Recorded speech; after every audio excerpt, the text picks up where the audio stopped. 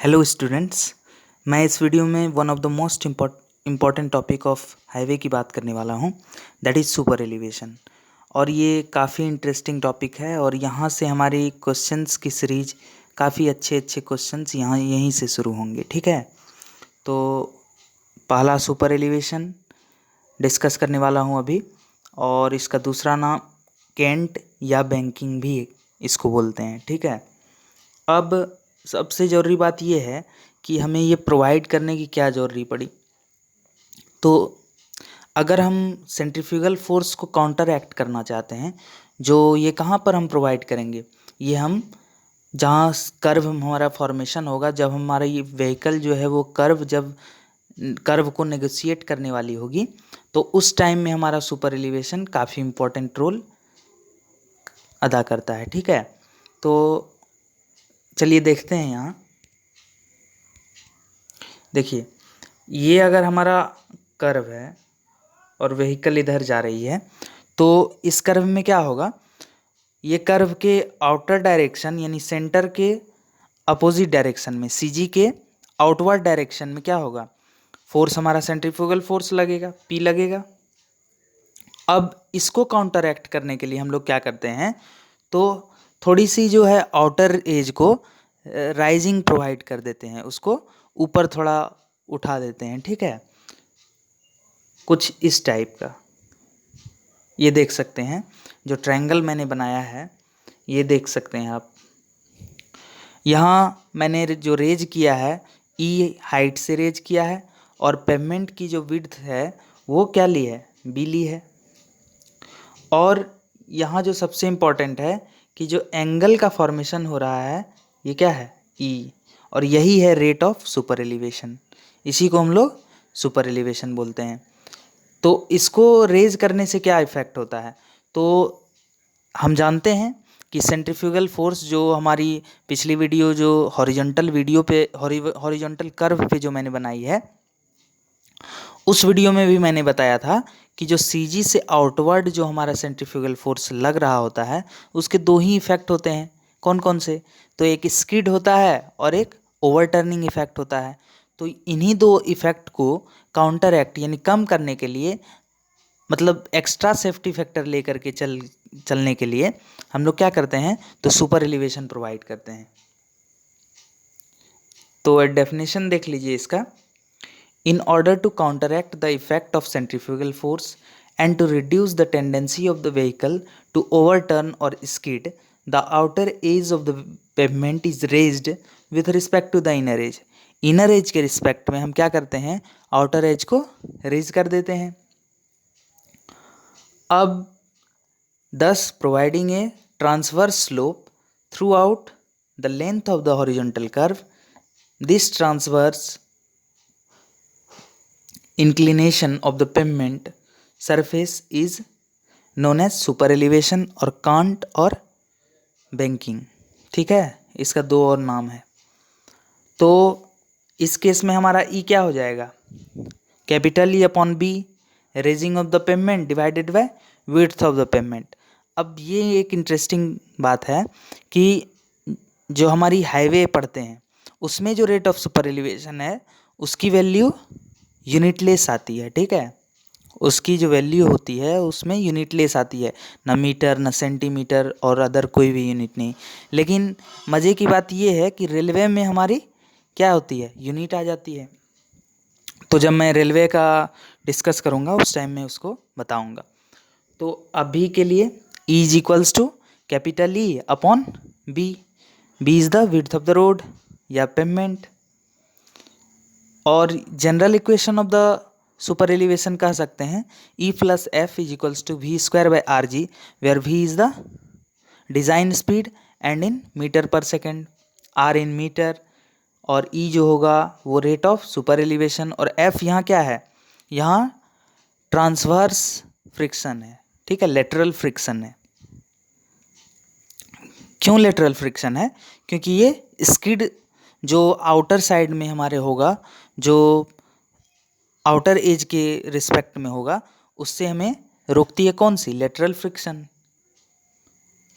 और जब इसमें हम भी इन के एम पी एच रख देंगे तो v अपॉन 3.6 जब रख देंगे तो उस केस में हमारी वैल्यू जो बन के आएगी E plus F is equals to V square upon 127 R. और ये एकदम से आप लोगों को याद होना चाहिए, ये काफ़ी इम्पोर्टेंट क्या है, काफ़ी इम्पोर्टेंट फार्मूला है। अब चलिए एनालिसिस करते हैं सुपर एलिवेशन का। तो हम लोग जानते हैं सेंट्रीफ्यूगल फोर्स क्या होती है, P is equals to W V square by G R, जो कि आउटवर्ड CG के आउटवर्ड हॉरिजॉन्टली एक्ट करती है। और the weight of the W of the vehicle acting vertically downward, weight किधर होगा, जो व्हीकल का वेट है वो डाउनवर्ड ही होगा। और फ्रिक्शनल फोर्स कौन सी, लेटरल वाली। अब ये डायग्राम जो अभी स्क्रीन पे दिख रहा है, ये डायग्राम काफ़ी इम्पोर्टेंट है, ठीक है। यहाँ से समझने की कोशिश करते हैं। अब देखिए, ये जो व्हीकल की CG है, वहाँ से मैंने सिंपली एक रिजोल्यूशन का काम किया है, एक एक्सिस ले लिया है मैंने, ये वाली कुछ इस तरह से। अब इसी के अलोंग में हमें क्या करना है, सारे को रिजॉल्व कर देना है। तो क्या होगा, वेट किधर लगेगी, वर्टिकली डाउनवर्ड। और अगर ये इधर P लग रहा है, ठीक है, इधर P लग रहा है, और एंगल यहाँ क्या है, थीटा है, और ज्योमेट्री से ये एंगल भी क्या आ जाएगा, थीटा आ जाएगा। ये एंगल अगर थीटा तो ये क्या आ जाएगा, थीटा। तो उस केस में अगर ये P लग रहा है इधर, तो यहाँ क्या हो जाएगा, P cos थीटा, एंड इधर क्या हो जाएगा, P sin थीटा। तो अब नीचे की ओर क्या लग रही है, W sin थीटा, एंड जो रोड के किधर है, इनर साइड में क्या लग रही है, W sin थीटा, और इधर नीचे W cos थीटा। और जो फ्रिक्शन की वैल्यू होगी वो किधर लगेगी, वो इधर लगेगी, इस व्हील पे क्या होगी, आउटर व्हील पे इनर साइड में, और इनर व्हील में भी इनर साइड में ही जो सेंटर ऑफ द कर्व है उसी के अलोंग में क्या लगेगी, फ्रिक्शन लगेगी।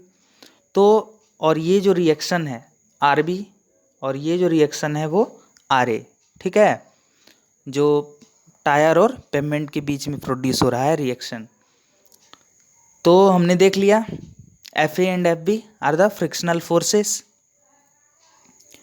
और ये इम्पॉर्टेंट डायग्राम था। अब हम लोग इस पर इक्विलिब्रियम कंसेप्ट लगा देंगे सॉरी।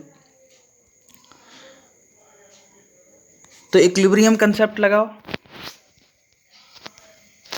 तो जब हम सारे फोर्सेस पर इक्विलिब्रियम लगा देंगे तो क्या आ जाएगा, P cos थीटा, यहाँ फिगर को भी देखते चलो साथ में, P cos थीटा जो किधर लग रहा है, आउटर एज की ओर, P cos theta is equals to W sin theta plus FA plus FB। Figure को देखो और अप्लाई करो इक्विलिब्रियम इक्वेशन। ये हम लोग तो बचपन से करते आ रहे हैं, 11 12 और अभी तक भी किए हुए हैं। अब नीचे वाली P cos theta is equals to W sin theta plus F into RA plus F into RB, where F is lateral friction, coefficient of lateral friction. P cos theta is equals to W sin theta plus F into, F को मैंने common ले लिया और RA plus RB हो गया।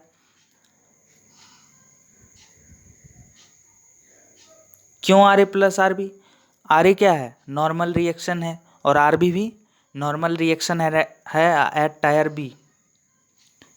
तो P cos theta is equals to W sin theta plus F into W cos theta plus P sin theta. क्यों, क्योंकि RA प्लस RB की वैल्यू यहाँ से देखो क्या आ जाएगी, RA प्लस RB जो वर्टिकली अप लग रहा है, तो उसके लिए हमको क्या लगानी पड़ेगी, वर्टिकली डाउनवर्ड चीज़ें लगानी पड़ेगी। जैसे FA एंड FB दोनों, RA एंड RB दोनों अपवर्ड डायरेक्शन में लग रही है, और डाउनवर्ड में क्या लग रही है, ये दोनों force P sin theta and W cos theta. तो वही वैल्यू मैंने यहाँ रख दी है। अब रीअरेंज करो। अब यहाँ से एक नाटक चालू हो रहा है, ठीक है।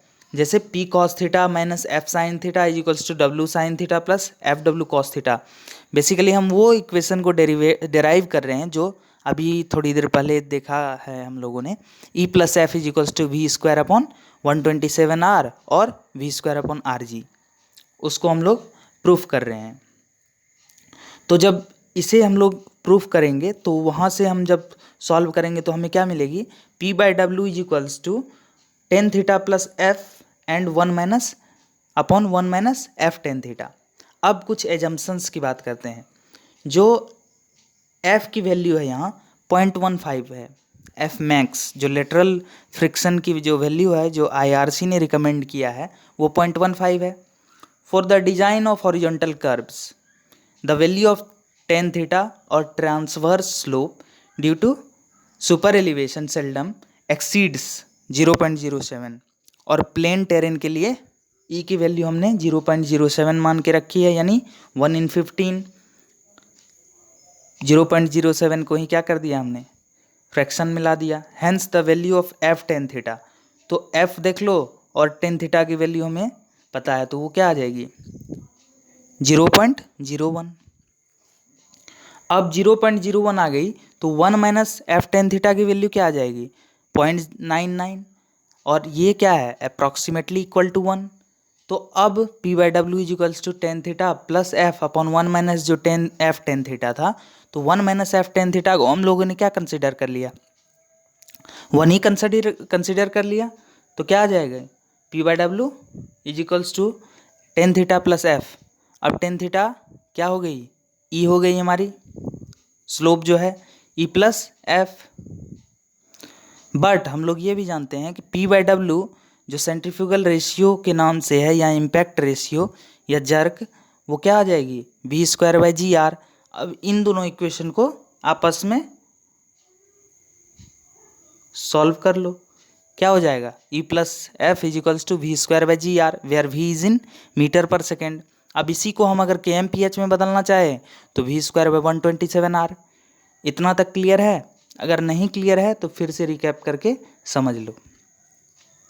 और ये कुछ ज़्यादा इम्पोर्टेंट था नहीं, बस मैंने थोड़ा सा डेरिवेशन दिखाया और एनालाइज करने की कोशिश की क्यों हम लोग सुपर एलिवेशन प्रोवाइड करते हैं, और अगर ना करते तो क्या होता अनसेफ रहते हम लोग। क्यों? क्योंकि वहाँ चांसेस काफ़ी अनसेफ जो सेफ्टी कंडीशंस हैं वो हमारे लिए हेक्टिक हो जाती। तो एक पॉइंट है, दस the contribution of lateral friction in counteracting the centrifugal force and providing stability to the vehicle negotiating horizontal curves in much higher than the contribution of super elevation. यही चीज़ मैंने बताया पहले भी। अब डिज़ाइन सुपर एलिवेशन की बात करता हूँ, ये भी काफ़ी इंपॉर्टेंट टॉपिक है। डिज़ाइन सुपर एलिवेशन क्या है, तो यहाँ भी हमने कुछ एज्यूम करना है। पहला, फ्रिक्शन की वैल्यू हम 0 मान लेते हैं, ठीक है, सरफेस स्मूथ मान लेते हैं। ये आइडियल केस है, ऐसा होता नहीं है। अब take only 75% of design speed. हम यहाँ क्यों 75% ऑफ डिजाइन स्पीड ले रहे हैं? क्यों? क्योंकि हिट्रोजीनियस ट्रैफिक होगी, वहाँ पर कई तरह के व्हीकल चल रहे होंगे, बसेस चल रही होंगी, ट्रक चल रहे होंगे, बाइसाइकिल चल रही होंगी, बाइक चल रही होंगी। तो इसको हम लोग मिक्स्ड ट्रैफिक कंडीशंस बोलते हैं। और इस केस में हमने एक फैक्टर ऑफ सेफ्टी जैसा कुछ मान लिया है कि 75% के लिए हम वो चीज़ क्या करते हैं, जैसे अल्टीमेट लोड हम लोग जो आरसीसी में हम लोग जो डिज़ाइन करते हैं उसमें क्या करते हैं कि सेफ्टी से थोड़ा आगे लेकर चलते हैं, ताकि क्या हो, जो हम लोग के पास थोड़ा चांसेस ज़्यादा हों सेफ्टी कंडीशंस के लिए। तो वही जैसा कुछ यहाँ भी है कि 75% ऑफ डिज़ाइन स्पीड ही लेते हैं, यानी फुल्ली हम लोग डिज़ाइन स्पीड पे नहीं लेते हैं, उससे क्या करते हैं 25% कम वैल्यू लेकर के चलते हैं। तो अब वही फॉर्मूला लगा दो, E plus F is equals to V square by R G. Here V is 0.75 V. क्यों? क्योंकि 75% ऑफ डिज़ाइन स्पीड ही कंसिडर कर रहे हैं। तो इसको जब सॉल्व करोगे तो क्या आ जाएगा सबसे important v square by 225 r, where r is in metre and v is in kmph। समझ में आ रहा है? अब यहाँ एक न्यूमेरिकल सॉल्व करने की मैं छोटी सी ट्रिक बताने की कोशिश कर रहा हूँ। जैसे अगर केवल तुमसे ई पूछ ले, ठीक है, तो तुम क्या करो कि v स्क्वायर बाय 225 r लगा दो, डिजाइन सुपर एलिवेशन की बात करें तो। और अगर एफ आर वी, ठीक है, इन तीनों में से अगर कुछ भी पूछे, एफ आर वी अगर इन तीनों में से कुछ भी पूछे तो तुम क्या करो, E plus F is equals to V square by 127 r का फॉर्मूला लगा दो, काम खत्म। और एक इम्पॉर्टेंट बात कि ई इज जो हम लोग मैक्सिमम मानते हैं वो कितना मानते हैं, 7% इन प्लेन टेरेन, एंड वही अगर हिली टेरेन है तो वहाँ 10%। और इसमें काफ़ी स्टूडेंट्स गलती करते हैं, क्योंकि अगर मान लो 0.085 आ गया, ठीक है, तो उस केस में क्या करते हैं, वही मान करके बनाते चले जाते हैं। लेकिन यहाँ क्या होगा, 7% यानी 0.07 ही लेकर के चलना होगा। अगर मान लो केस में आ गया 0.09 तो क्या करेंगे हम लोग, ई मैक्स को ही मान करके न्यूमेरिकल सॉल्व करेंगे, यानी 7% यानी 0.07 ही मान करके कंसीडर करेंगे प्लेन टेरेन के लिए। इतना तक क्लियर हुआ? एज पर IRC जो अभी मैंने बताया वही चीज़ है यहाँ, ई मैक्स की वैल्यू। अब कुछ चीज़ें हैं, ये आपको चार्ट एक टेबल मिलेंगी जो 0 to 10% plain terrain, 10 to 25% rolling terrain, ये सब टेरेन का एक डेफिनेशन है जो डिफरेंसेस दिए गए हैं IRC के थ्रू। अब चलो ई मैक्स की तो मैंने बात कर ली, ठीक है, जो कितना मैक्सिमम हम लोग सुपर एलिवेशन प्लेन टेरेन के लिए प्रोवाइड कर सकते हैं और कितना maximum super elevation, rate of super elevation हम लोग हिली टेरेन के लिए प्रोवाइड कर सकते हैं। बट मिनिमम कितना हम लोग प्रोवाइड करेंगे, मिनिमम जो हमें करना ही करना है, तो वो होता है हमारा कैम्बर, ठीक है। और कैम्बर बेसिकली 3 तरह के ही होते हैं, एक स्ट्रेट, एक पैराबोलिक, एंड तीसरा क्या है, कम्बिनेशन ऑफ बोथ। तो combination of both means straight and parabolic. तो स्ट्रेट एंड पैराबोलिक पे कुछ अच्छे न्यूमेरिकल्स भी बन सकते हैं क्राउन डिस्टेंस को निकालने के लिए, तो वो मैं करवाऊँगा या इवन करवा भी चुका हूँ। पिछली वीडियो में ESC के जो क्वेश्चंस के सीरीज हैं उसमें भी करवाया हूँ। तो यहाँ हम लोग ई मिनिमम कैम्बर की वैल्यू जो लेते हैं वो 2% यानी 1 in 50 कंसिडर कर लेते हैं, ठीक है, और कहीं कहीं 3% ले लेते हैं। तो यहाँ तक सुपर एलिवेशन क्लियर हुआ होगा। और ये काफ़ी शॉर्ट में मैंने बताने की कोशिश की है, सुपर एलिवेशन के सारे फॉर्मूले और इवन डेरिवेशन भी मैंने बताया है। तो आप लोग इस वीडियो को पूरा देखें। Okay, thank you.